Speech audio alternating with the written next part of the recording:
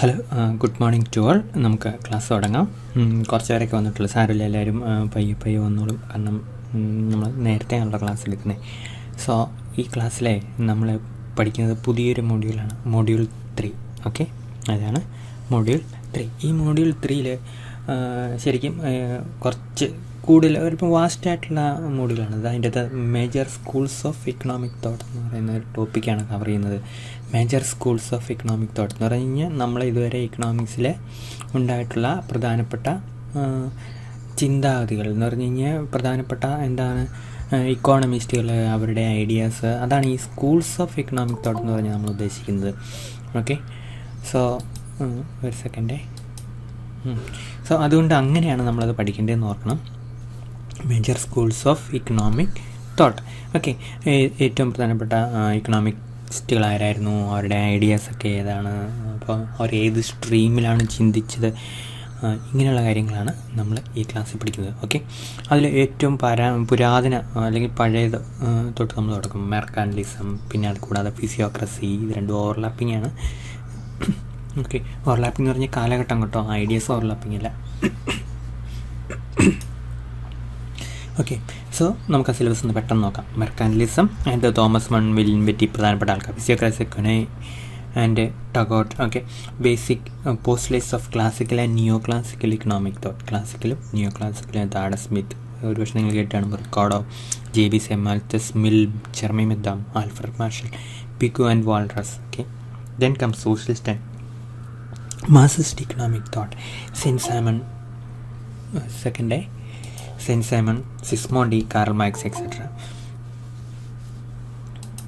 Okay, then ഏറ്റവും last പാർട്ടിലാണ് നമുക്ക് ഏകദേശം അല്പം മോഡേൺ ആയിട്ടുള്ള ആൾക്കാരെ കുറിച്ച് പഠിക്കാനുള്ള. അതിനകത്ത് കീനീഷ്യനിസം, ദെൻ മോണിറ്ററിസം, മോണിറ്ററിസിൻ്റെ അകത്ത് Milton Friedman, then contribution of Indian economics. ഇന്ത്യയിലും കുറച്ച് ഇക്കോണമിക്സുകളുണ്ട്. കൗഡില്യ, ദാദാഭായ് നവറോജി, അമർത്യ സെൻ, ജഗദീഷ് ഭഗവതി. അപ്പോൾ ഇവരെയൊക്കെ നമ്മൾ പഠിക്കേണ്ടി വരും. അപ്പോൾ ഇത്രയും നമുക്ക് ഏകദേശം സിലബസ് കാണുമ്പോൾ തന്നെ അറിയാം. പ്രധാനപ്പെട്ട ഇക്കോണമിസ്റ്റുകളെ കുറിച്ചാണ് പഠിക്കുന്നത്. ഇക്കോണമിസ്റ്റുകളെ കുറിച്ച് പഠിക്കാമെന്ന് മാത്രമല്ല, അങ്ങനെ പഠിക്കുമ്പോൾ നമുക്ക് അവരുടെ ഐഡിയാസ് പഠിക്കേണ്ടി വരും. So that is our syllabus regarding the module 3. Okay, now we are going to the first topic, that is called mercantilism. Okay, എന്താണ് മെർക്കാന്റിലിസം? മെർക്കാന്റിലിസം എന്ന് പറഞ്ഞ ഒരു പർട്ടിക്കുലർ ഐഡിയോളജി ആയിരുന്നു. അത് വന്നത് വളരെ നേരത്തെ. അപ്പോൾ ഇക്കണോമിക്സ് എന്ന് പറഞ്ഞ സബ്ജക്റ്റ് ജനിക്കുന്നതിന് മുമ്പേ കടന്നു വന്ന ഒരു സ്ട്രീം ഓഫ് തിങ്കിങ്ങാണ് മെർക്കാന്റിലിസം. അപ്പോൾ വളരെ നേരത്തെയുള്ള ഒരു ചിന്താഗതിയായിരുന്നു, ഒരു സ്ട്രീം ഓഫ് തിങ്കിങ് ആയിരുന്നു ഈ മെർക്കാന്റിലിസം നമ്മൾ പറഞ്ഞല്ലോ. അത് ഏറ്റവും ആദ്യം വന്നത് മെർക്കാന്റിലിസം എന്തായിരുന്നു? ഒരു സെക്കൻഡ്. മെർക്കാന്റിലിസം, ഫിസിയോക്രസി ആയിരുന്നു. അപ്പോൾ അവരുടെ ഒരു പ്രത്യേകത എന്ന് വെച്ച് കഴിഞ്ഞാൽ ആദ്യകാലത്തെ ഇക്കോണമികളുടെ ഒരു എവല്യൂഷൻ, പരിണാമത്തിൽ ഈ ഇക്കണോമിക്സ് ഒക്കെ ഭയങ്കര കുറവായിരുന്നു. നമുക്കൊരു ബിസിനസ്സുകാർ ചിന്തിക്കുന്ന പോലെ മെർക്കാന്റിലിസത്തിൻ്റെ ആൾക്കാർ ചിന്തിച്ചു, കൃഷിക്കാർ ചിന്തിക്കുന്ന പോലെ ആര് ചിന്തിച്ചു? ഫിസിയോക്രസിയുടെ ആൾക്കാർ ചിന്തിച്ചു. അപ്പോൾ അതുകൊണ്ട് ബിസിനസ്സുകാരുടെ ആംഗിൾ മെർക്കാന്റിലിസം, അല്ലെങ്കിൽ കൃഷിക്കാരുടെ ആംഗിൾ ഫിസിയോക്രസി. അപ്പം കൃഷി, അത് കഴിഞ്ഞ് ബിസിനസ്, ഇത് രണ്ടുമായിരുന്നു അന്നത്തെ പ്രധാനപ്പെട്ട എന്താണ് വേ ഓഫ് ആക്ടിവിറ്റി. അപ്പോൾ അതുകൊണ്ട് അവരുടെ ചിന്താഗതി ആ രീതിയിലായിരുന്നു. അപ്പോൾ അങ്ങനെ ടാക്സൊക്കെ ഗവൺമെൻറ് പിരിക്കണം, അങ്ങനെയുള്ള ഇക്കണോമിക് പോളിസി ഇംപ്ലിമെൻറ്റ്. ഇതാണ് ഈ മെർക്കാന്റിലിസം ഫിസിയോക്രസിയും പറഞ്ഞത്. ഇനി നമുക്ക് മെർക്കാന്റിലിസത്തെ കുറിച്ച് കിടക്കാം. മെർക്കാന്റിലിസത്തിൻ്റെ പ്രത്യേകത എന്താണെന്നറിയോ? അത് പറഞ്ഞിരുന്നത് കൂടുതൽ ഗവൺമെൻറ് എക്സ്പോർട്ട് നടത്താനുള്ള പോളിസികൾ കൊണ്ടുവരണം. നമ്മൾ മാക്സിമം എക്സ്പോർട്ട് നടത്തണം. എന്താണ് എക്സ്പോർട്ട് എന്നുള്ള വാക്കിന് എന്താ അർത്ഥം? കയറ്റുമതി. പിന്നെ നമ്മൾ ഇമ്പോർട്ടിനെ എന്ത് ചെയ്യണം? മിനിമൈസ് ചെയ്യണം. ഇതാണ് ഇവർ പറഞ്ഞത്. അപ്പോൾ എക്സ്പോർട്ട് നമ്മൾ നടത്തുമ്പോൾ എന്ത് സംഭവിക്കുമെന്ന് അറിയാം. നമുക്ക് അതിൻ്റെ ലോജിക്കും കൂടെ പറയാമല്ലോ. നമ്മൾ എക്സ്പോർട്ട് നടത്തുമ്പോൾ നമുക്ക് എന്ത് കിട്ടും? ഡോളർ ഇങ്ങോട്ട് കിട്ടിക്കൊണ്ടേയിരിക്കും. അപ്പോൾ നമുക്ക് ഡോളർ കിട്ടുക എന്ന് പറഞ്ഞാൽ നമ്മുടെ ഇൻകം കൂടുക. ശരിയല്ലേ? നമ്മുടെ ഇൻകം കൂടുക, ദേശത്തിൻ്റെ ഇൻകം കൂടുക. മനസ്സിലായല്ലോ? അപ്പോൾ നമ്മൾ എക്സ്പോർട്ട് കിട്ടുമ്പോൾ ഡോളർ കിട്ടും. ഇപ്പോൾ പണ്ടത്തെ കാലത്ത് തന്നെ ഡോളർ ഇല്ലാത്തതുകൊണ്ട് ഗോൾഡ് കിട്ടും. അപ്പം ഗോൾഡ് കൂടുതലാണെങ്കിൽ നമുക്ക് സമ്പത്ത് കൂടുന്നതിന് നമ്മൾ റിച്ച് ആവുക, അല്ലേ നമ്മൾ? അപ്പോൾ അങ്ങനെ എക്സ്പോർട്ട് നമ്മൾ we have to do more exports so that we can get more gold. Okay, so we becomes more rich. So the best way to become rich is to export more, and you have to minimize import. നമ്മൾ import നടത്തി കഴിഞ്ഞാൽ എന്ത് സംഭവിക്കും? Import നമ്മൾ gold ആർക്കെങ്കിലും കൊടുക്കേണ്ടി വരും. അപ്പോൾ ഗോൾഡ് പുറത്തേക്ക് പോകുമ്പോൾ നമ്മൾ റിച്ച് ആവുമല്ലോ, നമ്മൾ പൂറായി തീരുന്നല്ല, നമ്മുടെ ഇൻകം കുറഞ്ഞുകൊണ്ടിരിക്കും. അപ്പോൾ നമ്മുടെ ആസറ്റും ആസ്തിയൊക്കെ നമ്മൾ കുറഞ്ഞുകൊണ്ടിരിക്കുക. അപ്പോൾ അതുകൊണ്ട് നമ്മൾ എന്ത് ചെയ്യാൻ പാടില്ല, നമ്മൾ ഇമ്പോർട്ട് ചെയ്യാൻ പാടില്ല, ഇമ്പോർട്ട് കുറയ്ക്കണം, മിനിമൈസ് ചെയ്യണം, നമ്മൾ മാക്സിമം എക്സ്പോർട്ട് നടത്തണം. So maximise what exports, minimise what imports, so that we can procure more and more gold. എന്താണ് നമ്മൾ കൂടുതൽ ഗോൾഡ്, എല്ലായിടത്തും ഗോൾഡ്. അപ്പോൾ അങ്ങനെ ഗോൾഡ് കൂടുതൽ പ്രൊക്യൂർ, അങ്ങനെ നമ്മൾ സ്വത്ത് നമ്മൾ ഉള്ളവരായിത്തീരണം. അപ്പോൾ അവരുടെ കാഴ്ചപ്പാടിലുണ്ടല്ലോ, ആ കാഴ്ചപ്പാട് നമ്മുടെ ഇപ്പോഴത്തെ കാഴ്ചപ്പാടോട്ട് ഭയങ്കര വ്യത്യാസമുണ്ട്. സ്വർണം കൂടുതലുള്ളവരാണോ സ്വത്തുള്ളവർ? അല്ല. നമ്മൾ യഥാർത്ഥത്തിൽ വെൽത്ത് എന്ന് പറഞ്ഞാൽ മണിയുടെ രൂപത്തിലാണ്. അന്ന് അങ്ങനെയല്ലായിരുന്നു, മണിയൊക്കെ അത്രയും സർക്കുലേറ്റ് ചെയ്യില്ല, അതുകൊണ്ട് അവരെ നമുക്ക് കുറ്റം പറയാൻ പറ്റില്ല. അപ്പോൾ അവരുടെ കാഴ്ചപ്പാടെന്ന് പറയുക, A countries wealth depends upon the quantity of gold it has എന്നുള്ളതാണ് അവരുടെ കാഴ്ചപ്പാട്. എന്ന് പറഞ്ഞാൽ ഒരു രാജ്യത്തിൻ്റെ സ്വത്ത് എന്താണ്, അവിടെ എത്രമാത്രം എന്തിരിക്കുന്നു, സ്വർണ്ണം ഇരിക്കുന്നു, അതിനനുസരിച്ചിരിക്കുന്നു എന്നാണ് മെർക്കാന്റിലിസം പറഞ്ഞിരുന്നത്. ഒരു സെക്കൻഡ് ഞാൻ മുകളിലോട്ട് കൊണ്ടുപോകട്ടെ, ഒരു സെക്കൻഡ് റീഡ് മോഡിലിട്ടിട്ട് ഒരല്പം മുകളിലോട്ട് കൊണ്ടുവരാം. നമുക്കൊന്ന് ഡിലീറ്റ് ചെയ്യാൻ നോക്കുന്നത്.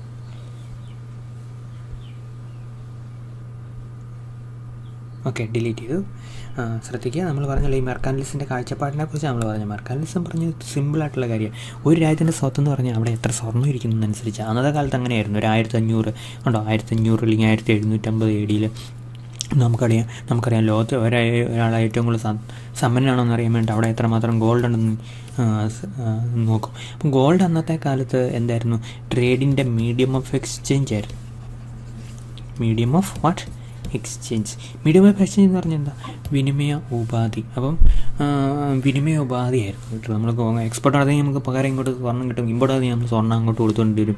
നമ്മളന്ന് എന്താണ് പുസ്തകത്തിലൊക്കെ നമ്മൾ പഠിച്ചിട്ടുണ്ട്, എന്താണ് ഇന്ത്യയിൽ ഇഷ്ടംപോലെ സ്വർണ്ണം ഉണ്ടായിരുന്നു, കാരണം ഇന്ത്യ ഇഷ്ടംപോലെ ട്രേഡ് നടത്തി അല്ലേ. അന്ന് ഇന്ത്യയിൽ ഇഷ്ടംപോലെ സ്പൈസസ് എക്സ്പോർട്ട് ചെയ്തു, ശരിയല്ലേ. പിന്നെ ഇൻഡിഗോ എക്സ്പോർട്ട് ചെയ്തു, ഇൻഡിഗോ ഒന്നുമില്ല. പിന്നെ അല്ലാതെ സിൽക്ക് എക്സ്പോർട്ട് ചെയ്തു, പിന്നെ ഹാൻഡിക്രാഫ്റ്റ് എക്സ്പോർട്ട് ചെയ്തു. അപ്പോൾ ഇന്ത്യ ലോകത്ത് ഏറ്റവും വലിയ ട്രേഡിംഗ് രാജ്യമായിരുന്നു. അതിനപ്പുറത്ത് വലിയ ട്രേഡ് ചെയ്യുന്ന സാധനങ്ങളൊന്നുമില്ല, ഇന്നത്തെ പോലെ മെഷീനറിയോ ഇലക്ട്രോണിക്സോ ഒന്നും ഇല്ലായിരുന്നു. അപ്പോൾ ഇന്ത്യ ഒത്തിരി ട്രേഡിംഗ് നടത്തിയോടെ ഇന്ത്യക്ക് ഇതെല്ലാം ഇന്ത്യ എക്സ്പോർട്ട് ചെയ്തു. പിന്നെ അതിൻ്റെ ഫലമായിട്ട് ഇന്ത്യക്ക് ഗോൾഡ് കിട്ടി. ആ ഗോൾഡെല്ലാമാണ് നമ്മുടെ ഇന്ത്യയിലെ ഇഷ്ടം പോലെ ആയിട്ടല്ല. ഇന്ത്യ ഗോൾഡ് കുഴിച്ചെടുക്കുന്ന സ്ഥലങ്ങളുണ്ടാവും, ഇല്ല, ഭയങ്കര കുറവാണ്.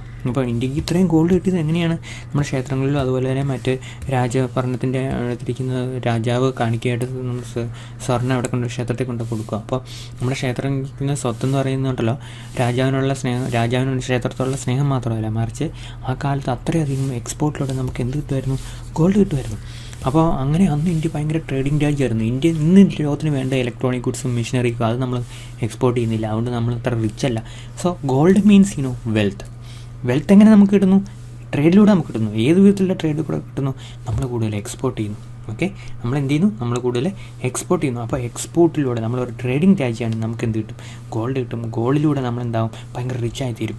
അപ്പോൾ നമ്മൾ പൂറാകാതിരിക്കാൻ നമ്മൾ എന്ത് ചെയ്യണം, നമ്മൾ കൂടുതൽ എക്സ്പോർട്ട് നടത്തുകയും ഇമ്പോർട്ട് കുറയ്ക്കുകയും ചെയ്യണം. അങ്ങനെ വരുമ്പോൾ ഒരു ചെറിയ പ്രശ്നമുണ്ട് കേട്ടോ, അത് പറയാതിരിക്കാൻ പറ്റില്ല. നമ്മുടെ എക്സ്പോർട്ട് വേറൊരാളുടെ ഇമ്പോർട്ടാണ്, ശരിയല്ലേ. നമുക്ക് സ്വർണം എക്സ്പോർട്ടിലൂടെ കിട്ടിയിട്ടുണ്ടെങ്കിൽ വേറൊരാൾക്ക് സ്വർണം പോയിട്ടുണ്ട്, അയാളുടെ സ്വർണം നമുക്കിവിടെ കിട്ടിയത്, ശരിയല്ലേ. അപ്പോൾ അയാളുടെ അയാളുടെ എക്സ്പോർട്ട് കുറയും, അയാളുടെ സ്വത്തും കുറയും. അപ്പോൾ അയാൾ എന്തായിത്തീരും, പൂറായിത്തീരും. അപ്പോൾ ഇതൊരു ശരിയായ പോളിസി അല്ല. അതുകൊണ്ടാണ് നമ്മൾ മറ്റുള്ളവർ കൂടുതൽ ഇമ്പോർട്ട് ചെയ്യുന്നു, നമ്മൾ കൂടുതൽ എക്സ്പോർട്ട് ചെയ്യുന്നു, അങ്ങനെ നമ്മൾ സമ്പന്നനായിത്തീരുന്നു. അപ്പോൾ മറ്റുള്ളവൻ എന്താണ്, ദരിദ്രനാണ്. അപ്പോൾ അങ്ങനെ ഒരു കാഴ്ചപ്പാട് ഇൻഡയറക്റ്റ്ലി ഈ മെർക്കാന്റിലിസത്തിനുണ്ട്. ഓക്കെ, സോ അതുകൊണ്ട് മെർക്കാന്റിലിസത്തിൻ്റെ ഫിലോസഫി എന്ന് പറഞ്ഞാൽ ഭയങ്കര റെസ്ട്രിക്റ്റീവാണ്. നമ്മൾ ചിന്താഗതിയുള്ളതാണ്. ഇൻവേർഡ് ലുക്കിംഗ് എന്ന് പറഞ്ഞാൽ നമ്മളെക്കുറിച്ച് മാത്രം നമ്മൾ ചിന്തിച്ചുകൊണ്ടിരിക്കുന്ന ഒരു പോളിസിയാണ് മെർക്കാന്റിലിസം. അങ്ങനെ യൂറോപ്പിൽ ഭയങ്കര ലീഡിങ് ഫിലോസഫി ആയിരുന്നു. ഇക്കണോമിക് പോളിസിയിൽ എന്ത് ചെയ്യണം, നമ്മൾ കൂടുതൽ എക്സ്പോർട്ട് ആകാം, നമ്മൾ ഇമ്പോർട്ട് കുറച്ചേ പാടുള്ളൂ, അങ്ങനെ നമ്മൾ വെൽത്ത് മാക്സിമൈസ് ചെയ്യണം. ഒരു രാജ്യത്തിൻ്റെ സ്വത്ത് എന്ന് പറഞ്ഞാൽ അവിടെ ഇരിക്കുന്ന സ്വർണ്ണത്തിൻ്റെ അളവാണ്. ഓക്കെ, ഇത്ര ഐഡിയ ആയിരുന്നു ഈ മെർക്കാന്റിലിസത്തിനുള്ളത്. ഓക്കെ, നമുക്കിനി അവരെക്കുറിച്ച് ഒന്ന് കാണാം. Mercantilism was the earliest school of thought in economics that prevailed in Europe between 1500 and 1750 AD. Okay, 250 വർഷക്കാലത്തോളം യൂറോപ്പിൽ നിലനിരുന്ന ഒരു പ്രധാനപ്പെട്ട ഐഡിയോളജിയായിരുന്നു, പ്രത്യയശാസ്ത്രമായിരുന്നു mercantilism. Although mercantilism was visible throughout western Europe, throughout western it had strong presence in England and France. അപ്പം western യൂറോപ്പിൽ എല്ലായിടത്തും ഉണ്ടായിരുന്നെങ്കിലും ഏറ്റവും അധികം ശക്തി പ്രാപിച്ചവിടെയായിരുന്നു ഇംഗ്ലണ്ടിലും ഫ്രാൻസിലായിരുന്നു. The unique feature of mercantilism as an economic philosophy was that it argued four accumulation of wealth through promotion of exports. നമ്മളെന്ത് ചെയ്യണം? വെൽത്ത് കൂടുതൽ ഉണ്ടാക്കണം. വെൽത്ത് എങ്ങനെയാണ് നമ്മൾ കൂടുതൽ ഉണ്ടാക്കണമെന്ന് നമുക്ക് എല്ലാവർക്കും അറിയാം. പക്ഷേ അത് പ്രൊമോഷൻ ഓഫ് എക്സ്പോർട്ടിലായിരിക്കും. എക്സ്പോർട്ട് കൂട്ടി എന്ന് പറഞ്ഞാൽ ഒരു സൈഡിൽ നമ്മൾ എന്തിനാണ് ഇമ്പോർട്ട് പറയണം. The ideas of Thomas Mun, William Petty, Gerard Malynes etcetera laid the foundations of mercantilism. അപ്പോൾ ഏത് പ്രത്യയശാസ്ത്രം ഏത് ഐഡിയയ്ക്കും എന്ന പുറകിൽ കുറേ തത്വചിന്തകരുണ്ടാവും. അവരെ നമ്മൾ ഒരിക്കലും മറക്കരുത്. അപ്പോൾ നമ്മൾ മെർക്കാന്റിലിസത്തെക്കുറിച്ച് പഠിക്കുമ്പോൾ അത് 1500 and 1750 AD ഇംഗ്ലണ്ടിൽ വന്നു, ഫ്രാൻസിൽ വന്നു, അല്ലെങ്കിൽ വെസ്റ്റേൺ യൂറോപ്പിൽ നിന്ന് നമ്മൾ പഠിക്കുമ്പോൾ അതിൻ്റെ പുറകിലുള്ള ആൾക്കാർ Thomas Mun, William Petty, Gerard മെയ്ലൈൻസ് ഇങ്ങനെയുള്ള 3 ആൾക്കാരായിരുന്നു പ്രധാനപ്പെട്ട ഉണ്ടായിരുന്നത്. അവരുടെ പേരും കൂടെ നമ്മൾ പരീക്ഷയ്ക്ക് എഴുതേണ്ടി വരും കേട്ടോ. So what is the relevance of mercantilism? Now we are going to see how mercantilism has influenced as an economic philosophy and a policy throughout Western Europe. The contribution of mercantilism is that it provided the early thinking in economics in Western countries. അതാണ് നമ്മൾ ഈ economics എന്നുണ്ടായെന്ന് ചോദിച്ചു കഴിഞ്ഞാൽ ഭയങ്കര ബുദ്ധിമുട്ട് നമുക്ക് പറയാം. നമ്മൾ ആദ്യം ഇക്കണോമിക്സിൻ്റെ ആദ്യത്തെ പേര് പൊളിറ്റിക്കൽ ഇക്കോണമി എന്നായിരുന്നു. എഴുതുവാണേ പൊളിറ്റിക്കൽ ഇക്കോണമി. പൊളിറ്റിക്കൽ ഇക്കോണമി എന്ന് പറഞ്ഞാൽ പൊളിറ്റിക്സ് പ്ലസ് ഇക്കണോമിക്സ് ആണല്ലോ, അല്ലേ? Politics plus economics. അപ്പം പൊളിറ്റിക്സ് ആയിരുന്നു ആദ്യം ലീഡിങ് ആയിട്ടുള്ളത്. അപ്പം പ്രിൻസിപ്പിൾസ് ഓഫ് പൊളിറ്റിക്കൽ ഇക്കോണമി എന്നൊക്കെ പറഞ്ഞ ബുക്ക് വളരെ എഴുതിയിട്ടുണ്ട് മാർഷലിനെ പല ആൾക്കാർ. അപ്പോൾ അന്ന് ഇക്കണോമിക്സ് അത്ര ഡെവലപ്പ് ചെയ്ത് വന്നിട്ടില്ല, പറയാതിരിക്കാൻ പറ്റുമല്ല. അപ്പോൾ അങ്ങനെയുള്ള ആ സമയത്തെ ഇക്കണോമിക്സ് കാര്യമായിട്ടൊരു സബ്ജക്റ്റായിട്ട് ഇങ്ങനെ പേരറിഞ്ഞ് ജനിക്കാതിന് മുമ്പ് ഉണ്ടായ ഒരു തിങ്കിങ് ആയിരുന്നു ഈ മെർക്കാന്റിലിസം. അപ്പം പൊളിറ്റിക്സിനേക്കാളും കൂടുതൽ അതിൻ്റെ ഇക്കണോമിക്സ് ആയിരുന്നു ഉണ്ടായിരുന്നത്, അല്ലേ? അതുകൊണ്ട് നമുക്ക് പറയാൻ പറ്റും എന്താണ് ഇക്കണോമിക്സിൽ വന്ന ആദ്യത്തെ ഐഡിയോളജിയാണ് മെർക്കാന്റിലിസം. അതാണ് ഇക്കണോമിക്സിൻ്റേതായിട്ടെന്ന് നമ്മളിപ്പോൾ കരുതാവുന്ന ഏറ്റവും ആദ്യത്തെ ഐഡിയോളജി. ഒന്ന് മെർക്കാന്റിലിസം, 2 ഫിസിയോക്രസി ആയിരുന്നു. ഓക്കെ, അതിൽ ആദ്യത്തെ ആയിരുന്നു മെർക്കാന്റിലിസം. ഇക്കണോമിക്സിൻ്റെ പല ഐഡിയയ്ക്കും പിന്നീട് ഒരു ട്രിഗർ ചെയ്തു. എന്താണ് അതിനെ നമ്മളങ്ങ് ഉത്തേജിപ്പിച്ച് പുതിയ ഐഡിയാസ് ഉണ്ടാകാൻ ഇക്കണോമിക്സ് ജനിക്കാനൊക്കെ അതിൻ്റെ കാരണക്കാരാണ് ഈ ഒരു കാഴ്ചപ്പാട് എന്ന് നമുക്ക് പറയാം. The contribution of mercantilism is that provide the early thinking in economics in Western countries.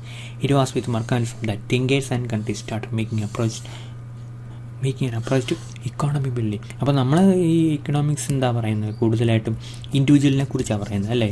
നമ്മൾ മാർഷലിൻ്റെ ഇക്കണോമിക്സ് പഠിക്കുകയാണെങ്കിലും ന്യൂ ക്ലാസിക്കൽ എല്ലാം ഒരു 1900 വരെ എല്ലാ ഇക്കണോമിക്സും ഇൻഡിവിജ്വൽ കൺസ്യൂമർ സാറ്റിസ്ഫാക്ഷൻ, പ്രൊഡക്ഷൻ, ഇങ്ങനെ ഇൻഡിവിജ്വൽ, ഫേം, മാർക്കറ്റ്, ഇതിനെക്കുറിച്ച് പറയുന്നത്. ഇക്കോണമിക്ക് മൊത്തമുള്ള പോളിസിയെക്കുറിച്ച് ഈ ഇക്കണോമിക്സ് ഒന്നും അധികം പറയുന്നില്ല. They are almost silent. They are concerned about the economics of the individuals, micro എക്കണോമിക്സിനെ കുറിച്ച്.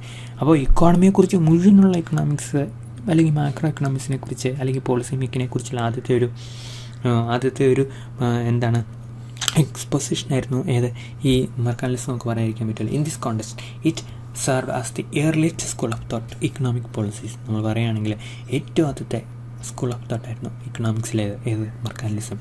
Another significance of mercantilism is that triggered or started new ideas in economics, including physiocracy and classical economics. Understandably, ആദ്യമേ നമ്മൾ ഇക്കോണമിയിൽ ഈ പോളിസിയാണ് adopt ചെയ്യുന്ന ഒരുത്തമെന്ന് പറഞ്ഞു കഴിഞ്ഞാൽ അതല്ല, അല്ലെങ്കിൽ അതിന് ഇത്ര വ്യത്യാസമാണ് എന്ന് പറയാൻ പിന്നീട് കുറേ ആൾക്കാരുണ്ടാവും. അവരാണ് ഫിസിയോക്രാറ്റ്സും ക്ലാസിക്കൽ എക്കണോമിക്സും. ശരിക്കും മെർക്കാന്റിലിസത്തോടുള്ള പ്രതികരണമായിരുന്നു പിന്നീട് വന്നവരുടെയൊക്കെ, അല്ലേ? ഒരാളൊരു കാര്യം നടത്തി പിന്നീട് അതിനേക്കാൾ നല്ലപോലെ അങ്ങനെ അങ്ങ് പോകും. അപ്പോൾ അങ്ങനെ നമ്മൾ നോക്കുകയാണെങ്കിലോ ഈ മെർക്കാന്റിലിസത്തിൻ്റെ ഏറ്റവും വലിയ പ്രത്യേകത അത് ഏർലിയസ്റ്റ് സ്കൂൾ ഓഫ് തോട്ട്, ഇക്കണോമിക്സിലെ ആദ്യത്തെ ചിന്താഗതിയായിരുന്നു ഇത്. അതുകൊണ്ട് ഇക്കണോമിക്സിൻ്റെ ഐഡിയാസിനൊക്കെ ഇവരെ തർക്കലിട്ടൊന്നും നമുക്ക് പറയാതിരിക്കാൻ പറ്റില്ല. അതാണ് ഇവരുടെ ഏറ്റവും വലിയ കോൺട്രിബ്യൂഷൻ. ഇവരുടെ ഐഡിയയിലെ ന്യൂനതകളോ അല്ലെങ്കിൽ നമ്മളെന്താ പറയുക അതിലെ പക്വതയില്ലാത്ത സമീപനമല്ല നമ്മൾ നോക്കുന്നത്, മറിച്ച് ഇക്കണോമിക്സിൻ്റെ ആദ്യത്തെ ഫിലോസഫി ആയിരുന്നു മെർക്കാന്റിലിസം. So another significance of mercantilism is that triggered or started new ideas in economics, including physiocracy and classical economics. Okay, so നമുക്ക് ക്ലാസിക്കൽ ഇക്കണോമിക്സിലേക്ക് ഇപ്പോൾ എന്തോരം അടുപ്പാണ് നമുക്കറിയാം 1500 തൊട്ട് 1750, 1776 ഏകദേശം മോഡേൺ ഇക്കണോമിക്സിൻ്റെ പിതാവെന്ന് നമ്മൾ വരുന്ന, അല്ലെങ്കിൽ ഇക്കണോമിക്സിൻ്റെ പിതാവെന്ന് ആഡം സ്മിത്തിൻ്റെ ബുക്ക് ഇറങ്ങി, വെൽത്ത് ഓഫ് നേഷൻസ്. അപ്പോൾ ആ ഒരു കാലഘട്ടങ്ങളിൽ, അപ്പോൾ അതിനു മുമ്പ് ക്ലാസിക്കൽ ഇക്കണോമിക്സിന് മുമ്പ് ഉണ്ടായിരുന്ന ഒരു ഐഡിയോളജി ആയിരുന്നു mercantilism. Okay, but mercantilism's major contributions that created worldly criticism but secretively followed policy of export promotion and import restrict to maximise national wealth. അപ്പോൾ ഇതൊക്കെയാണെങ്കിലുണ്ടല്ലോ നമ്മളെ കോൺട്രിബ്യൂഷൻ ഇവർക്കുണ്ടെന്നൊക്കെ പറയുമ്പോൾ നമ്മളെ ഒരു പഠിക്കലാങ്കിൽ അല്ലെങ്കിൽ പഠിപ്പിക്കലാങ്കിൽ നമ്മൾ പറഞ്ഞല്ലോ ഒരു ഇക്കണോമിക്സിൻ്റെ ജനനത്തോടനുബന്ധിച്ചുള്ളൊരു പ്രാധാന്യമാണ് നമ്മളിവിടെ പറഞ്ഞത്. പക്ഷേ ഇവർ അതൊരു മാറി നിൽക്കട്ടെ, ഇവരുടെ പോളിസിയുടെ പരമായിട്ട് എന്ത് പ്രാധാന്യം ഉണ്ടായിരുന്നു അന്നേരം നമ്മളോട് മനസ്സിലാക്കുന്നത് മേജർ കോൺട്രിബ്യൂഷൻ, ഇവരുടെ കോൺട്രിബ്യൂഷൻ എന്തായിരുന്നു? That it created what criticise and secretly followed policy. എല്ലാവരും പരസ്യമായിട്ട് എതിർക്കുകയും രഹസ്യമായിട്ട് ആരാധിക്കുകയും ചെയ്യുന്ന ഒരു ഇക്കണോമിക് പോളിസിയെ ഇവർ പ്രൊപ്പഗേറ്റ് ചെയ്തു, അല്ലെങ്കിൽ ഇവർ അതിന് തുടക്കം കുറിച്ചു. എന്താണ് പോളിസി? നമുക്ക് കൂടുതൽ എക്സ്പോർട്ട് നടത്താം, അങ്ങനെ മറ്റുള്ളവരുടെ ഇൻകം ഒക്കെ ഇങ്ങോട്ട് പോരട്ടെ. ഇൻകം എന്ന് പറഞ്ഞാൽ ഗോൾഡായിട്ട് ഇങ്ങോട്ട് പോരട്ടെ. നമ്മളൊരു കാര്യം വിചാരിക്കണം, നമ്മൾ എക്സ്പോർട്ട് നടത്തുമ്പോൾ ഒരു ഗുഡ് നമ്മൾ ചൈനയുടെ ഒരു ഫോൺ മേടിക്കുമ്പം അതുണ്ടാക്കിയ ചൈനക്കാർക്ക് ജീവിക്കാനുള്ള വരുമാനമാണ് നമ്മൾ അങ്ങോട്ട് കൊടുക്കുന്നത്, ശരിയല്ലേ? അങ്ങനെയാണ് നമ്മൾ എക്സ്പോർട്ടിനെ നമ്മൾ ഇമ്പോർട്ട് നടത്തുമ്പോൾ, എക്സ്പോർട്ടിനെ കുറിച്ചല്ലോട്ടെ തെറ്റിപ്പോയി. നമ്മൾ ഇമ്പോർട്ട് നടത്തുമ്പോൾ അങ്ങനെയാണ് നമ്മൾ പറയുന്നത്. ഞാൻ എക്സ്പോർട്ട് എന്ന് പറയും. നമ്മൾ ഇമ്പോർട്ട് നടത്തുമ്പോൾ നമ്മൾ ചൈനയിൽ നിന്ന് ഒരു ഫോൺ ഇമ്പോർട്ട് ചെയ്യാമെന്ന് വിചാരിച്ചു. അങ്ങനെ ഇമ്പോർട്ട് ചെയ്യുമ്പോൾ അത് നമ്മളൊരു 20,000 രൂപ ആയി കഴിഞ്ഞാൽ ആ ഫോണിനായിട്ട് അതിനർത്ഥം 20,000 രൂപ നമ്മൾ ചൈനക്കാരന് കൊടുത്തു, അവന് ജീവിക്കാനുള്ള വരുമാനം നമ്മൾ കൊടുത്തു. ഇതാണ് ഇമ്പോർട്ടിൻ്റെ അർത്ഥം. നമ്മുടെ ഇൻകം അങ്ങോട്ട് പോയി. നമ്മൾ എക്സ്പോർട്ട് നടത്തുമ്പോൾ നമുക്ക് ജീവിക്കാനുള്ള പൈസ ആര് തരിക? വിദേശി തരിക. കാരണം നമ്മൾ അങ്ങോട്ട് എന്ത് കൊടുത്തു? നമ്മൾ അങ്ങോട്ട് വേണമെങ്കിൽ നമ്മൾ എക്സ്പോർട്ട് ചെയ്താണ്, ഒരു കമ്പ്യൂട്ടർ എക്സ്പോർട്ട് ചെയ്യുന്നു വിചാരിക്കും, 40,000 രൂപ. അപ്പോൾ നമ്മൾ ആ കമ്പ്യൂട്ടർ എക്സ്പോർട്ട് ചെയ്ത് 40,000 രൂപ നമുക്ക് കിട്ടി. നമുക്ക് ജീവിക്കാനുള്ള 40,000 രൂപ വിദേശി തരുക ചെയ്യുന്നത്, ശരിയല്ലേ? നമുക്ക് ജീവിക്കാനുള്ള പൈസ ആരായിരുന്നു? വിദേശം. അപ്പോൾ അങ്ങനെയാകുമ്പോൾ നമ്മൾ ഭയങ്കരമായിട്ട് എക്സ്പോർട്ട് നടത്തുകയും എന്ത് സംഭവിക്കും? ഇപ്പോൾ ചൈന എക്സ്പോർട്ട് നടത്തുന്ന പോലെ നമ്മളങ്ങനെ ഭയങ്കര 2, 4, 8, 16 ജിയോമെട്രിക് പ്രോഗ്രഷൻ നമ്മുടെ ഇക്കോണമി കുതിച്ചു പോയി. അതാണ് ഇവർ പറഞ്ഞതിൻ്റെ ഒരു ആശയം. അതിൻ്റെ അർത്ഥം അതാണ്. സോ എല്ലാ ആൾക്കാരും ഉണ്ടല്ലോ ഇങ്ങനെ എക്സ്പോർട്ട് പ്രൊമോട്ട് ചെയ്യുകയാണെങ്കിൽ ആരും ഇമ്പോർട്ട് ചെയ്യാൻ കാണുമല്ല. കാരണം ഒരാളുടെ എക്സ്പോർട്ട് വേറെ ആളുടെ ഇമ്പോർട്ടാണല്ലോ. നമ്മളെങ്ങനെ എക്സ്പോർട്ട് ചെയ്യണം? നമ്മൾ മറ്റുള്ളവരുടെ ഇൻകം എങ്ങനെയെങ്കിലും പിടിച്ച് നമ്മൾ മേടിക്കണം, അങ്ങനെ നമ്മൾ വളരണം. അത് ഒരു റെസ്ട്രിക്റ്റീവ് പോളിസിയാണ്. നമ്മളെ എക്സ്പോർട്ട് ചെയ്യുന്നുണ്ടെങ്കിൽ നമ്മൾ ഇമ്പോർട്ട് ചെയ്യാനും കൂടെ തയ്യാറാണ്. നമ്മുടെ സാധനം വിദേശി കൊടുത്ത് അവൻ്റെ ഇൻകം മേടിക്കുന്നുണ്ടെങ്കിൽ വിദേശിയുടെ സാധനം മേടിച്ച് അവനും കുറച്ച് ഇൻകം കൊടുക്കാൻ നമ്മൾ നോക്കണം. എന്ന് പറഞ്ഞാൽ നമ്മൾ ഇമ്പോർട്ടും കൂടെ നടത്തണം. ഇവർ പറഞ്ഞാൽ അങ്ങനെയല്ല, നമ്മളെ മാക്സിമം എക്സ്പോർട്ട് നടത്തണം, ഇമ്പോർട്ടിനെ റെസ്ട്രിക്റ്റ് ചെയ്യണം. അങ്ങനെ നമ്മൾ സമ്പന്നരായിട്ട് വളരണം.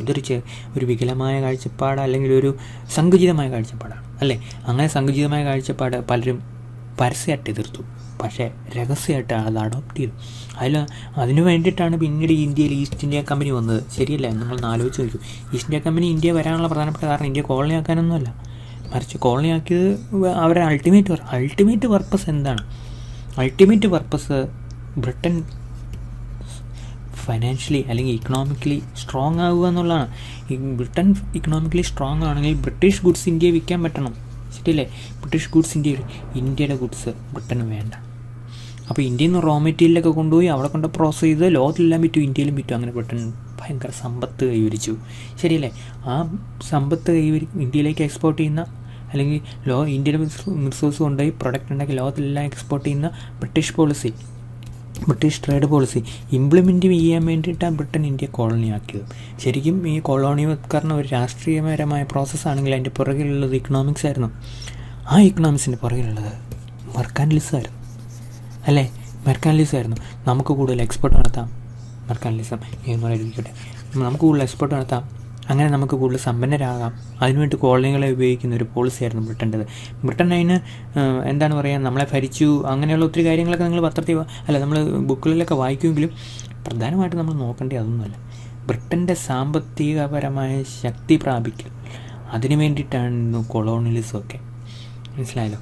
അല്ലാതെ വേറൊരു ലക്ഷ്യമല്ലായിരുന്നു. അങ്ങനെ പറ്റാത്ത സമയത്ത് അപ്പോൾ അതിന് വേണ്ടിയിട്ട് എന്ത് ചെയ്യണം? ഇന്ത്യയെ പൊളിറ്റിക്കലായിട്ട് ഇന്ത്യയെ കൈകാര്യം ചെയ്യണം, അല്ലെങ്കിൽ ഇന്ത്യയെ ഭരിക്കണം, മനസ്സിലായല്ലോ? അതിന് വേണ്ടിയിട്ടാണ് അവർ ഇവിടെ ഇന്ത്യയെ ഭരണപരമായി പിടിച്ചെടുക്കുകയൊക്കെ ചെയ്തത്. Okay, so we are coming to mercantilism. Major contribution is that it created a widely criticized but secretly followed policy of export promotion importers to maximize national wealth. Okay, even now several countries and economic policy makers sticks on to mercantilist approach of beggar thy neighbor policy. ഇതാണ് ഈ പോളിസിയുടെ പേരാട്ടോ, beggar thy neighbor. നിൻ്റെ അയൽക്കാരൻ ഒരു ഭിക്ഷക്കാരനാകട്ടെ. അയൽക്കാരൻ എപ്പോഴാണ് ഭിക്ഷക്കാരനാണെന്ന്? നമ്മൾ അയാളിലേക്ക് കൂടുതൽ എക്സ്പോർട്ട് നടത്തുക, അല്ലേ? അയാളുടെ സ്വർണ്ണമൊക്കെ ഇങ്ങോട്ട് വരിക, നമ്മൾ അയാളുടെ ഇമ്പോർട്ട് വേണ്ടെന്ന് വെക്കുക എന്ന് പറഞ്ഞാൽ അയാളിലേക്ക് ഇൻകം അങ്ങോട്ട് പോകാതിരിക്കുക. സോ ആ നൈബർ ബിക്കം എ ബെഗർ എന്ന് പറഞ്ഞാൽ എന്താണ്? ഭിക്ഷക്കാരൻ, മനസ്സിലായല്ലോ? സോ മെർക്കാന്റിലിസത്തിൻ്റെ പോളിസിക്ക് നമ്മൾ ഇരട്ടപ്പേരിടുകയാണ്. എന്താണ്? Is beggar thy neighbour policy. Okay, then ഇനി നമ്മൾ കാണുന്നുണ്ടല്ലോ മെർക്കാൻറ്റലിസത്തെ പ്രധാനപ്പെട്ട ആൾക്കാരാരൊക്കെയാണെന്നുള്ളതാണ്. Important thinkers of mercantilism rose to prominence with the rise of nation states. അതാണ് ഈ നമ്മൾ ചരിത്രത്തിൽ കൂടെ എല്ലാം നോക്കിക്കാണണം. അപ്പോൾ നമുക്ക് മനസ്സിലാവും രാജ്യങ്ങളുടെ വരവ്. ഫ്രാൻസ്, ജർമ്മനി, അതുപോലെ ഇറ്റലി, ഇംഗ്ലണ്ട്, ഇങ്ങനെ രാജ്യങ്ങളിലേക്ക് പേര് പറഞ്ഞ് രാജഭരണമല്ല കേട്ടോ പറഞ്ഞ് രാജ്യങ്ങൾ കടന്നു വരുന്ന ആ കാലഘട്ടത്താണ് മെർക്കാൻറ്റലിസം പ്രോമിനൻ്റ് ആയത്. Several thinkers who provided early and perhaps primitive ideas for nation making were considered as mercantilists. Several thinkers provided early and perhaps primitive ideas for nation. ആദ്യകാലത്ത് രാജ്യങ്ങളങ്ങനെ വികസനം പ്രാപിക്കുന്നതിനെ കുറിച്ചുള്ള ആദ്യ ഐഡിയ കൊടുക്കുന്ന പലരെയും നമ്മൾ മെർക്കാൻറ്റലിസ്റ്റ് ആയിട്ട് കൂട്ടാം. The main mercantilist thinkers are Thomas Mun, Gerard Malynes, William Petty, Jean Baptiste Colbert etcetera. Okay, ഇവരൊക്കെയാണ് പ്രധാനപ്പെട്ട ആൾക്കാർ. പക്ഷെ നമുക്ക് സിലബസിൽ പറഞ്ഞേക്കുന്ന രണ്ടു മൂന്ന് പേരുടെ പേര് നമുക്ക് പറയാതിരിക്കാൻ പറ്റില്ല. അതിലൊന്നാണ് തോമസ് മൺ was a successful businessman and A director of east India trading company. അപ്പോൾ ഈസ്റ്റ് ഇന്ത്യ കമ്പനി ഇന്ത്യയെ കൊണ്ടുവന്ന എന്തിനാണ്? ഇന്ത്യക്ക് കച്ചവടം നടത്തി ലാഭം ഉണ്ടാക്കാൻ വേണ്ടി അല്ലേ? അതെ. സോ അതിലെ ഒരു പ്രധാനപ്പെട്ട ആളായിരുന്നു ഈസ്റ്റ് ഇന്ത്യ കമ്പനി. ആ ഈസ്റ്റ് ഇന്ത്യ കമ്പനിയിലുള്ള ആളാണ് മെർക്കാൻറ്റലിസം പ്രൊമോട്ട് ചെയ്യുന്നത്. പറഞ്ഞാൽ മെർക്കാൻറ്റലിസം എന്തിനു വേണ്ടിയിട്ടായിരുന്നു നോക്കും, അല്ലെങ്കിൽ ഈസ്റ്റ് ഇന്ത്യ കമ്പനി എന്തിനു വേണ്ടിയിട്ടാണ് പിടിയിട്ടത്? രണ്ടും അങ്ങോട്ടും ഇങ്ങോട്ടും ഒരുപോലെയായിരുന്നു. ഈസ്റ്റ് ഇന്ത്യ കമ്പനി ഇന്ത്യ വന്നു, അല്ലെങ്കിൽ ബ്രിട്ടീഷുകാർ ഇന്ത്യ വന്നു, എല്ലാം എന്തിനാണ്? ട്രേഡ് പ്രൊമോട്ട് ചെയ്യാൻ വേണ്ട. എല്ലാം എന്തിൻ്റെ ബേസിലാണ്? മെർക്കാൻറ്റലിസത്തിൻ്റെ ബേസിലാണ്. എല്ലാം എന്തിനു വേണ്ടിയിട്ടാണ്? ഇന്ത്യയിലേക്ക് എക്സ്പോർട്ട് കൂട്ടാനും, ഇന്ത്യ എന്നുള്ള ഇമ്പോർട്ട് കുറച്ച് മാത്രം കൊണ്ടുപോയി ബ്രിട്ടനിൽ സാമ്പത്തിക ശക്തിയാകാനും വേണ്ടായി മെർക്കാൻറ്റലിസം വന്ന്. He provide the basic trading principles for the company and the trade related policies of the British period. അപ്പോൾ കമ്പനിക്ക് മാത്രമല്ല ബ്രിട്ടീഷ് പീരിയഡിലെ ട്രേഡ് പോളിസിയും പ്രൊമോട്ട് ചെയ്യുന്ന കേസിൽ ഒരു പ്രധാനപ്പെട്ട റോള് തോമസ് മൺ ഉണ്ടായിരുന്നു. Okay, Mun's work a discourse of trade from England into the East Indies എന്ന് ഇന്ത്യ കേട്ടോ. അപ്പോൾ ഇന്ത്യയും ഇംഗ്ലണ്ടും തമ്മിലുള്ള ട്രേഡിനെ കുറിച്ചുള്ള ഡിസ്കോഴ്സ് എന്നുള്ള ഒരു ബുക്ക് അത് എഴുതി. Was a remarkable explanation about the way in which trade can be use to promote wealth of England. ആ ബുക്കിൻ്റെ അത് പറയുന്നുണ്ട് എങ്ങനെയാണ് ട്രേഡ് നടത്തി അല്ലെങ്കിൽ ഇന്ത്യയിലേക്ക് എക്സ്പോർട്ട് നടത്തി. ഒരു സെക്കൻഡ്. ഓക്കെ, സോ എക്സ്പോർട്ട് നടത്തി ബ്രിട്ടന് സമ്പത്ത് കൈവരിക്കാൻ പറ്റുന്നത് എന്ന് ഈ ബുക്കിൻ്റെ അത് മൺ പറയുന്നുണ്ട്. അപ്പോൾ മൺ ആരായിരുന്നു? അതായത് ഈസ്റ്റ് ഇന്ത്യ കമ്പനിയുടെ ഒരു ഡയറക്ടറായിരുന്നു. ഓക്കെ, അപ്പം ഈസ്റ്റ് ഇന്ത്യ കമ്പനിക്ക് അദ്ദേഹം ഭയങ്കര ഉപദേശങ്ങൾ കൊടുത്തു. You was a successful businessman. ബിസിനസ്സുകാരനുണ്ടാക്കിയ സാമ്പത്തിക ശാസ്ത്രം അതെങ്ങനെയായിരിക്കും? ബിസിനസ്സുകാരെ സപ്പോർട്ട് ചെയ്യുന്നതായിരിക്കും. Mun advocated the doctrine of favourable balance of trade.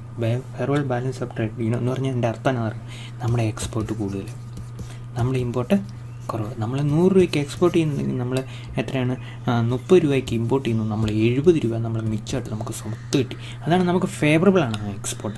That can be describes the best example for mercantilist ideology. Mercantilist ഐഡിയോളജിയുടെ ഏറ്റവും വലിയ എക്സാമ്പിളാണ് ഈ മണ്ണിൻ്റെ ഫേവറബിൾ ബാലൻസ് ഓഫ് ട്രേഡ് എന്നുള്ള concept. The doctrine argued favourable trade balance as only means of increasing wealth. ഇപ്പോൾ ഇംഗ്ലണ്ടിൻ്റെ wealth കൂടണമെങ്കിൽ England എന്ത് ചെയ്യണം? ഇംഗ്ലണ്ട് ഇതുപോലെ $100 എക്സ്പോർട്ട് നടത്തണം.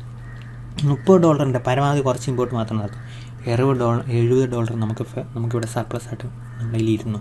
സോ അതിന് നമ്മൾ ഫേവറബിൾ ബാലൻസ് ഓഫ് ട്രേഡ് പറഞ്ഞു. അങ്ങനെ ഫേവറബിൾ ബാലൻസ് ഓഫ് ട്രേഡിലൂടെ ഇംഗ്ലണ്ട് സാമ്പത്തിക ശക്തിയാണ് എന്ന് ആര് പറഞ്ഞു? മൺ പറഞ്ഞു.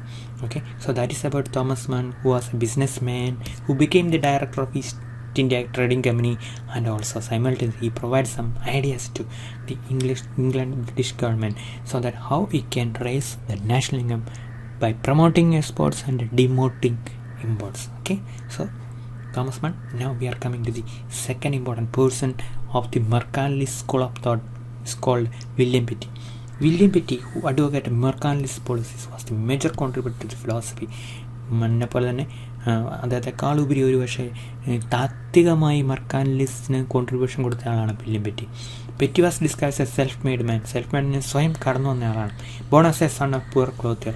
ഒരു തയ്യൽക്കാരൻ്റെ പാവപ്പെട്ട തയ്യൽക്കാരൻ്റെ മകനായിട്ട് ജനിച്ച ആളാണ്, അല്ലെങ്കിൽ വളർന്നു വന്ന ആളാണ് ആര്? ഈ വില്യം പെറ്റി. മനസ്സിലായല്ലോ അദ്ദേഹം ഭയങ്കര പാവപ്പെട്ടവനായിരുന്നു.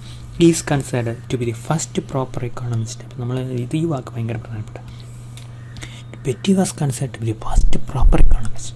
നമ്മൾ മണ്ണിനെക്കുറിച്ച് ചോദിപ്പോൾ അദ്ദേഹം ഒരു ബിസിനസ്സുകാരനാണ്. നമ്മൾ കണ്ടു ബിസിനസ്സുകാരൻ്റെ ഇങ്ങനെ ഒരു ഐഡിയ വരുന്നതിൽ വലിയ ഭയങ്കര വലിയ അത്ഭുതമില്ല. പക്ഷേ ഇതേ അങ്ങനെയല്ലായിരുന്നു. ഒരു പാവപ്പെട്ടവനായിട്ട് ജനിച്ച് പഠിച്ച്, അപ്പോൾ ഇക്കണോമിക്സ് നന്നായിട്ടൊക്കെ പഠിച്ചിട്ടാണ് കുറേ കാലം അന്നത്തെ ഉള്ള സംഭവങ്ങളൊക്കെ പഠിച്ചിട്ടാണ് അദ്ദേഹം സ്ട്രോങ് ആയിട്ട് ഇക്കണോമിക് ഐഡിയാസ് മുമ്പോട്ട് വെച്ചിട്ടുണ്ട്. നമുക്ക് അദ്ദേഹത്തെ ഫസ്റ്റ് പ്രോപ്പർ ഇക്കോണമിസ്റ്റ് എന്ന് പറയാം. His first work, Treatise on Taxes and Contributions, provided tax reforms and trade policy reforms in England. അദ്ദേഹത്തിൻ്റെ ഫസ്റ്റ് ബുക്ക് എന്താണ്? Treaties on taxes and contribution. അത് ഈ ഇംഗ്ലണ്ടിൽ എന്ത് ടാക്സ് റിഫോംസ് കൊണ്ടുവരണം, എന്ത് ട്രേഡ് പോളിസി റിഫോം കൊണ്ടുവരണം എന്നതിനെക്കുറിച്ച് വളരെ ഡീറ്റെയിൽ ആയിട്ടുള്ള ഐഡിയ കൊടുത്തു. Is attempts to quantify economic and demographic features, characters and to apply empirical methods help to lay the foundations for classical economics. അപ്പോൾ ഇതേ എന്തെന്നറിയാം, ഇക്കണോമിക്കും ഡെമോഗ്രാഫിക്കും എന്ന് പറഞ്ഞാൽ ജനസംഖ്യാപരമായ പല കാര്യങ്ങളും, അതുപോലെ തന്നെ പല എംപിരിക്കൽ പ്രായോഗികം നമുക്ക് ഇംപ്ലിമെൻറ്റ് ചെയ്യാവുന്ന മെത്തേഡുകളും ഇക്കണോമിക്സിൽ അഡോപ്റ്റ് ചെയ്യും. അദ്ദേഹത്തിൻ്റെ ഈ ഡെമോഗ്രാഫിക് ഇക്കണോമിക് ഐഡിയാസ് അത് അപ്ലൈ ചെയ്യുന്ന രീതി, പിന്നെ അതിനായിട്ട് അദ്ദേഹം ഉപയോഗിച്ച മെത്തേഡൊക്കെ വന്നപ്പോഴത്തേക്കും അതൊക്കെ ഉപയോഗിച്ചാണ് ക്ലാസിക്കൽ ഇക്കണോമിക്സ് തിയറി ഉണ്ടാക്കിയത്. അപ്പോൾ ഈ വില്യം ബെറ്റി പിന്നീട് വന്ന ഇക്കണോമിക് ഐഡിയാസിൻ്റെ എന്താണ് ഉണ്ടാകുന്നതിനും അതിനെ പ്രൊമോട്ട് ചെയ്യുന്നതിനും അല്ലെങ്കിൽ തിയറികൾ ഉണ്ടാകുന്നതിനൊക്കെ ഒത്തിരി കോൺട്രിബ്യൂഷൻ കൊടുത്തു എന്ന് നമുക്ക് പറയാൻ പറ്റും തീർച്ചയായിട്ടും അങ്ങനെ പറഞ്ഞു. അപ്പോൾ പെറ്റിയുടെ ഐഡിയാസ് ക്ലാസിക്കൽ ഇക്കണോമിക്സിൻ്റെ ജനനത്തിന് കാരണമായി. Petty's contribution were suppose to be superior to other economics mercantilist. Okay, ഈ രീതി നമ്മൾ നോക്കുകയാണെങ്കിൽ ക്ലാസിക്കൽ ഇക്കണോമിക്സിൻ്റെ ഐഡിയാസിനെ ജനിക്കാൻ വേണ്ടിയിട്ട് ഒരു ഇമ്പറ്റസ് കൊടുത്ത് അല്ലെങ്കിൽ പ്രചോദനം കൊടുത്ത രീതി നമ്മൾ നോക്കുകയാണെങ്കിൽ ഈ പെറ്റിയുടെ കോൺട്രിബ്യൂഷൻസിനെ പറ്റി നമ്മൾ എന്താണെന്ന് പറയും, മറ്റ് ആൾക്കാരുടെ കോൺട്രിബ്യൂഷൻസിനേക്കാളും മെർക്കാൻറ്റലിസം കോൺട്രിബ്യൂഷനേക്കാളും പ്രധാനപ്പെട്ടതെന്ന് പറയും. ഓക്കെ, ഇനി എന്താണ് മെർക്കാൻറ്റലിസം ഫിലോസഫിയുടെ പ്രധാനപ്പെട്ട features? Mercantilism as the earliest school in economic thought has contributed significantly to the development of subject. Mercantilism had certain unique principles: maximize exports, minimize imports to create national wealth. Countries' wealth depends upon amount of quality. അവരെന്തായിരുന്നു? ബുള്ളിനിസത്തിൻ്റെ ആൾക്കാരായിരുന്നു. ബുള്ളിനിസം എന്ന് പറഞ്ഞാൽ ബുള്ളിനിസം.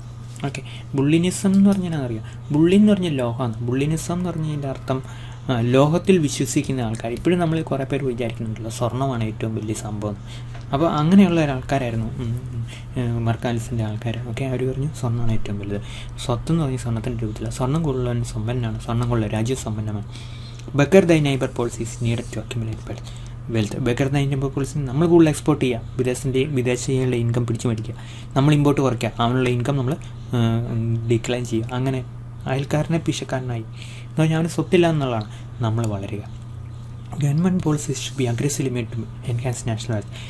National wealth കൂട്ടാൻ വേണ്ടി government നല്ല പോളിസികൾ കൊണ്ടുവരണം എന്ന് പറഞ്ഞാൽ export കൂട്ടുക, ഇമ്പോർട്ട് കുറയ്ക്കുക, അങ്ങനെയുള്ള പോളിസി ഗവൺമെൻറ് കൊണ്ടുവരണം. Okay, then encourage domestic production and restrict consumption. Domestic production കൂട്ടുക, കൺസംഷൻ നമ്മൾ കുറയ്ക്കുക, മറ്റുള്ളവർക്ക് നമ്മൾ എക്സ്പോർട്ടിലേക്ക് നമ്മൾ ഉണ്ടാകുന്ന സാധനങ്ങളൊക്കെ എക്സ്പോർട്ട് ചെയ്യുക. ഇനി importance to exports and trade surplus. അവർ പറഞ്ഞ പ്രധാനപ്പെട്ട ഐഡിയ നമുക്ക് പെട്ടെന്ന് തീരും നോക്കട്ടെ. തീരെയല്ലേ, നമുക്ക് അടുത്ത ക്ലാസ്സിലെടുക്കാം. വേണം, അടുത്ത ക്ലാസ്സിൽ നമുക്ക് 2-3 ഐഡിയ കൂടെ നോക്കിച്ചോ. Okay, then importance to exports and trade surplus. At the heart of the mercantilism is the view that maximizing net exports is the best way to national prosperity.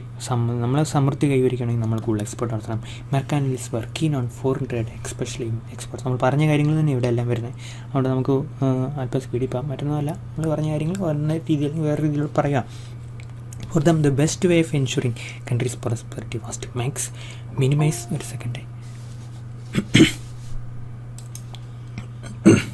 minimize imports and maximize. This will generate gold inflows and the country's gold stock. This gold indicate its wealth. ആരുടെ wealth? രാജ്യത്തിൻ്റെ. Accumulating gold is thought to be necessary for a strong powerful state. Gold കൂടുതലുണ്ടെങ്കിൽ മാത്രമേ നമുക്ക് സമ്പന്നരാകാൻ പറ്റും. Countries such as Britain implemented this policy in the colonial period to protect its trade and maximize national income. The navigation acts passed in Britain severely restrict the ability of other nations to trade with England and its colonies. The British trade policy in India was based on the Mercantilist policy. മനസ്സിലായല്ലോ, മെർക്കാൻറ്റലിസ്റ്റിൻ്റെ policy India നടപ്പിലാക്കിയ British. Then comes they are believers of bullinism. Bullinism എന്ന് പറഞ്ഞാൽ ലോകത്തിലെ വിശ്വാസക്കാരെന്നാണ്. A country's wealth depends upon the quality of qualities. ഒരു രാജ്യത്തിൻ്റെ സ്വത്ത് അവിടെ ഇരിക്കും, സ്വർണ്ണം അനുസരിച്ചിരിക്കും. Mercantilism are non-mysterious believers of bullinism. The belief that the country's wealth is stored in gold was the main notion of the mercantilists. For them, gold is wealth, and gold creation processed through more production, more exports and less imports is the way to create wealth. Later, Adam Smith corrected this by providing that wealth depends upon the quantity of goods and services produced and not gold. So, Adam Smith പറഞ്ഞു കേട്ടോ. Then beggar thy neighbor policy. നമ്മൾ പറഞ്ഞു എന്താണ് beggar neighbor policy?